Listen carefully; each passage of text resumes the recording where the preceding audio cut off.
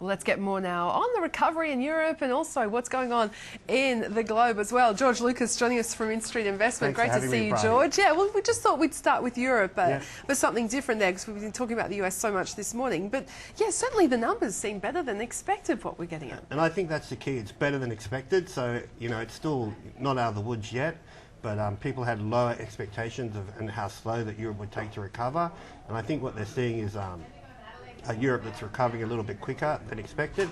I think also the other surprising thing that they've seen is that it's a Europe recovering, it's more of a broad-based recovery. You know, it is being led by Germany and France, but it's still a more broad-based recovery than people had expected. But you say just hang on, that it's not all roses yet. Yeah, and we're not going to see a recovery. I don't think we're going to see a recovery like we're seeing in the US. The US is obviously surprising on the upside, and it'll probably, you know, they'll upgrade their growth and they'll probably get to 2%, above 2% growth by the end of the year. I don't think we're going to see that in Europe. It's not going to be as impressive a recovery as in what we're seeing in the US, but I think we're going to see it's just better than people expected, and it's better than what people expected, you know, 6-9 months ago.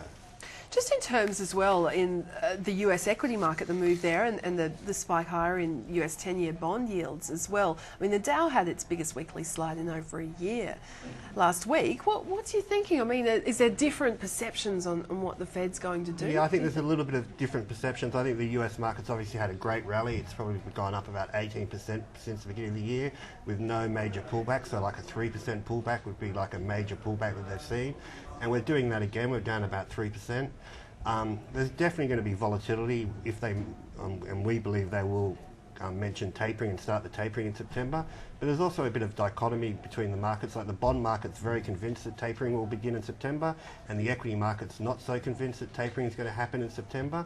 So we expect if they do mention that they're going to start tapering in September or October, that we're going to start seeing volatility come into the equity market as the equity market adjusts to the same expectations that tapering is going to happen.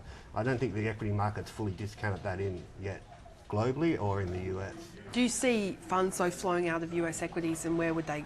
Well, not at the moment. We're actually just seeing, we're definitely seeing funds flow out of the bond market in the US, but we're not really seeing it flow out of US equities. And the money being liquidated in bonds is going into cash, and it's sitting on the sideline, either waiting to buy the equity market if we see a pullback in the equity market, or waiting to, you know, go back into the bond market if the bond yields get to that level.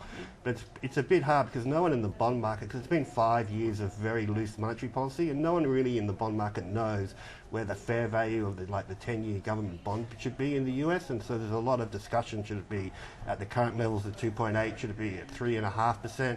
Or should it be, you know, even higher? And so there's going to be a bit of volatility in the bond market, which is going to flow through to the equity markets as well. What about European equity markets? I know they've already been doing well in the past few months, but do you see money finding its way there? So what we saw at the beginning of the year is money starting to flow into the US and then Japan, and now what we're seeing is money flowing into Europe. Obviously, Europe's probably been a very unloved market on the back of the sovereign debt crisis they've had in Europe.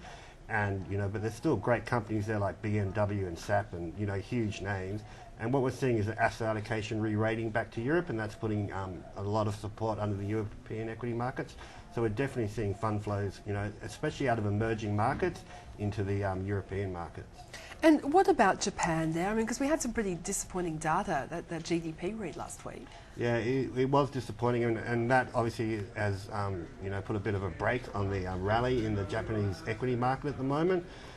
Also, we're hearing the talk about that they're going to have to lift the consumption tax like they've planned to, and they probably will have to do that because the government's going to have to maintain their credibility.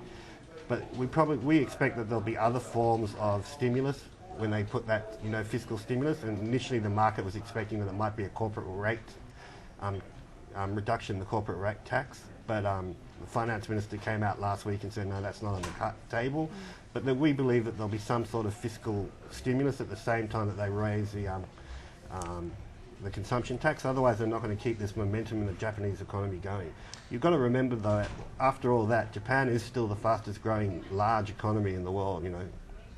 Just quickly as well, we've only got a minute left, but given the better than expected data we've been seeing from China, Australian market last week up 1%, you know, when you had the US market down over 2%. So, I mean, what was going on there? I think that's a combination of two things. One, it's obviously commodity prices are being supported by this growing global growth story, and obviously that's supporting commodity prices, not just iron ore, but copper, oil, you know, the commodities across the board.